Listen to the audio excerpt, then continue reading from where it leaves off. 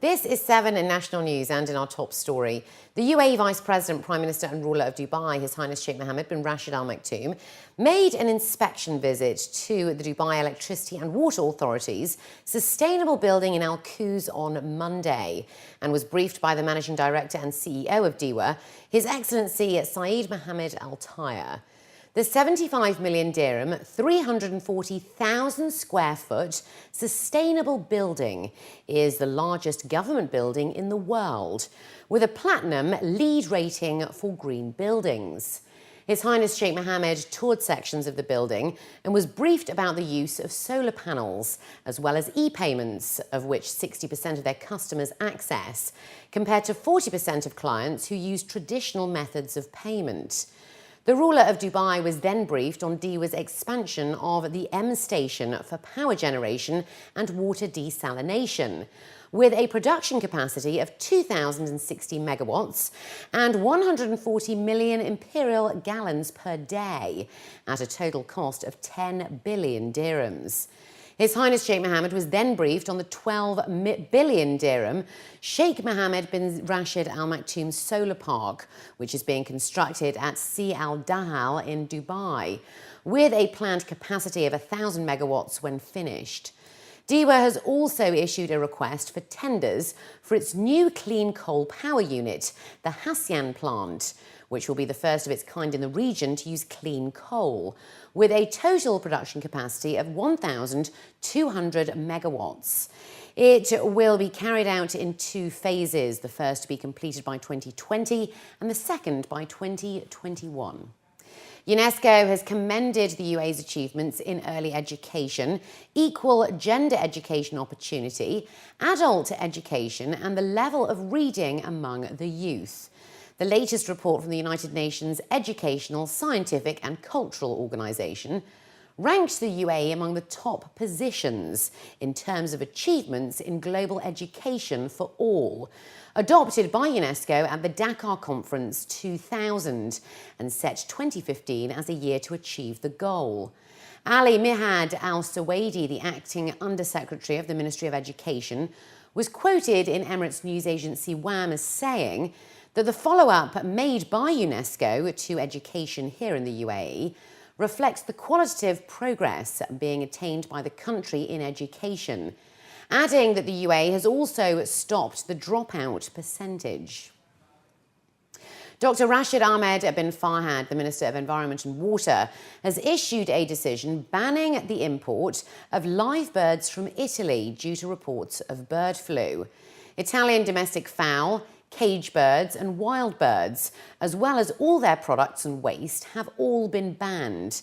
And in line with Ministerial Decision number 9 of 2012, the new decision excludes thermally processed bird meat imports. According to the ministry, the ban has been based on reports by relevant international health organisations and on the requirements for public interest.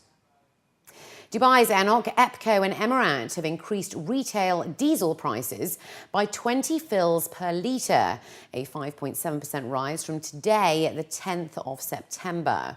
Emirates National Oil Company and its subsidiary, Emirates Petroleum Products Company, announced the price rise from 3 dirhams 50 to 370 on Monday, and reports say that EMARAT is following suit with the same amount. The company stated that the rise is off the back of international price trends for crude and refined products. As per federal legislation, petrol is capped at 1 dirham 72 a litre. However, diesel is not subject to the same restrictions.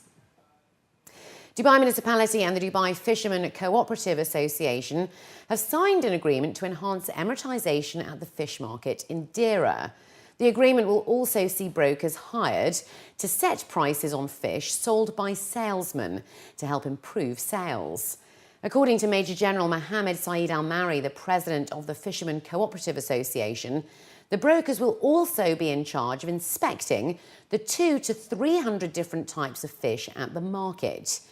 He added that so far 27 brokers have been brought on board, 16 of which are Emirati, and that the association are looking to increase the number of Emiratis to 50 by the end of the year. And finally, looking to other news now, on Monday night, around 20 art galleries at Serkal Avenue simultaneously opened their doors to welcome art enthusiasts and collectors. Galleries Night marks the official opening of the art season for 2013-2014.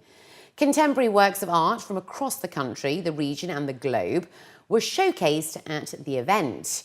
Among the highlights is the solo exhibition of German photographer Christian Voigt at the Salsali Private Museum.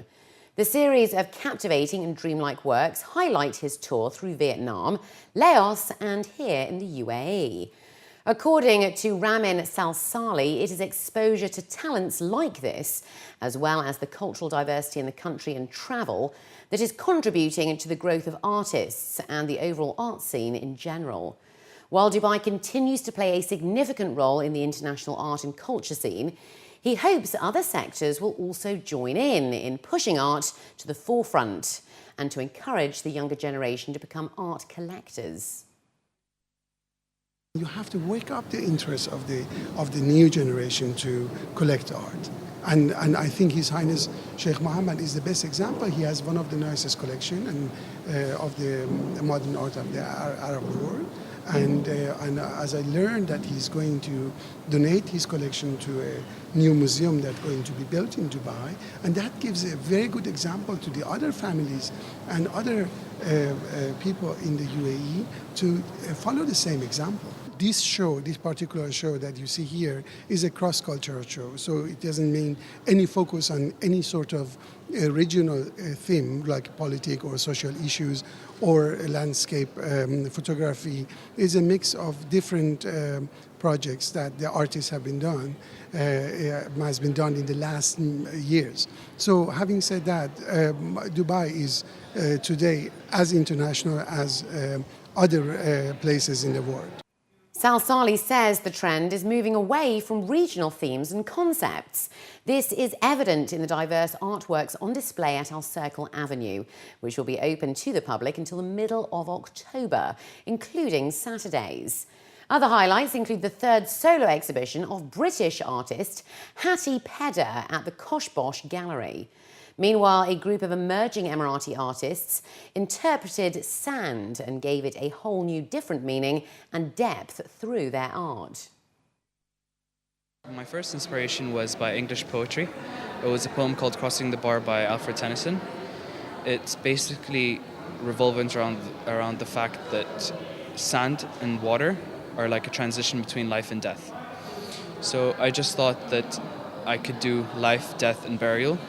And the burial was not inspired by the poem. It was just inspired by UAE tradition, as in because in the burial photo, it's all sand, and then there was just a piece of jewelry, showing that even though she was buried, that tradition continued on, and that it stood above. Serkal Avenue is an amazing place because we have art nights here, or they have art nights to be, perfectly clear. And then all the people who come look at artworks, they gallery hop from one place to the other. So it's good for me as an emerging artist for others to see my work. There's a lot of collectors and international contacts and connections here, and it's been fantastic for helping my growth in becoming an artist.